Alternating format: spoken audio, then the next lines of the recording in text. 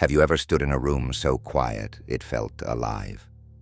Where the air weighed heavy, and every breath you took seemed to echo louder than necessary?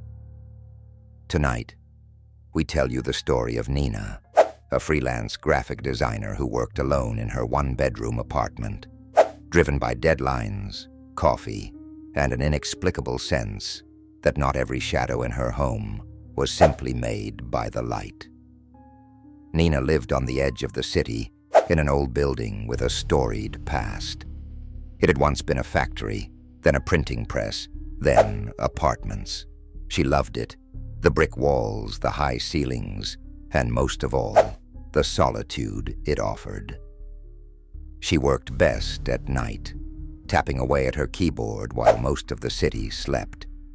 Glasses perched on her nose, a perpetually cold cup of coffee on the desk beside her, and drawings sprawled across her monitor. But the thing about working late is that the world grows quieter, and the quieter it gets, the clearer the peculiar things become.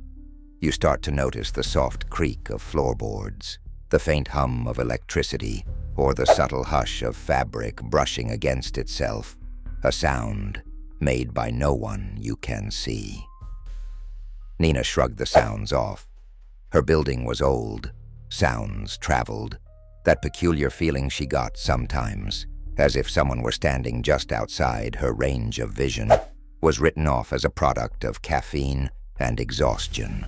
But on this night, she couldn't shake the unease. It began with her noticing the dark corners of her apartment. They felt darker than usual, as if the shadows from her one desk lamp climbed higher and spread wider than they ordinarily would.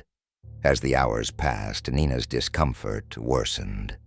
At 2:43 a.m., her software crashed while she was finalizing a crucial project.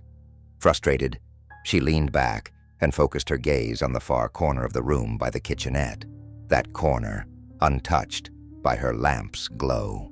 For the first time, Nina felt more than unease. She felt watched. She joked with herself, "It's just a shadow, Nina. Chill." But as if in response, she thought she heard it. A whisper, faint, almost inaudible, but there all the same. She turned her head sharply toward the sound. Nothing. The room was as it always had been, quiet and dimly lit. She shook her head, telling herself she needed sleep.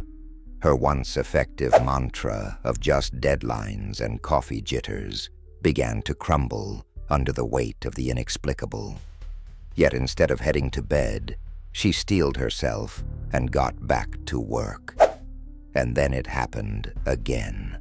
This time the whisper was louder, almost distinct. It was unclear at first, but as she focused, an unmistakable phoneme revealed itself. Nina. Her name. She froze, her chest tightening. "Hello? Is someone there?" Her voice sounded unsure, even to her, betraying the remnants of denial that clung to logic. No response. The apartment stayed silent. Shaking, she turned back to her screen, but her focus was broken. The name kept ringing in her ears. The darker corner in her view felt almost alive. She couldn't help herself. She rose from the chair. Nina approached the shadow. It didn't feel like standing near a corner anymore.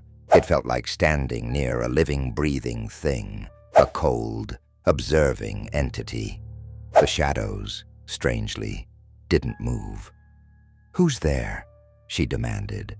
In her mind, the question was simple, human. But in a world that's dark and still, answers have a way of manifesting. The whisper came clearer now, as audible as her own breath. "Come closer." A million logical protests screamed in her mind. Leave. Call someone. Stop. Go back to work. But her body didn't follow the voice of reason. Her feet moved of their own accord, closer and closer. Your sense of fear, she would reason later, is inversely proportional to the control you feel you have. At this moment, Nina had none. Then came the moment that unraveled everything for her. The darkness moved, not like light reacts to gravity when you block its source. No, it moved deliberately, slowly. The black depths of that corner rippled like the surface of disturbed water. Nina gasped and stumbled back, knocking a lamp to the floor, which plunged the room into near blackness. The faint streetlight outside was her only remaining tether to reality. "What do you want?" Her voice cracked, almost begging for a mundane explanation, but the response was not what she expected. A soft, almost kind whisper said, "To remember." She blinked, understanding nothing. Her back was pressed against her desk. Then it stepped out. The shadow formed. It wasn't human, not entirely. Its limbs were too long. Its neck looked like it would snap if it tried to move naturally. Its face, it was a void, an emptiness that gripped Nina's sanity infinitesimally tight. It moved closer, and closer tastes to something once human, like a distorted afterimage. Nina's room grew silent,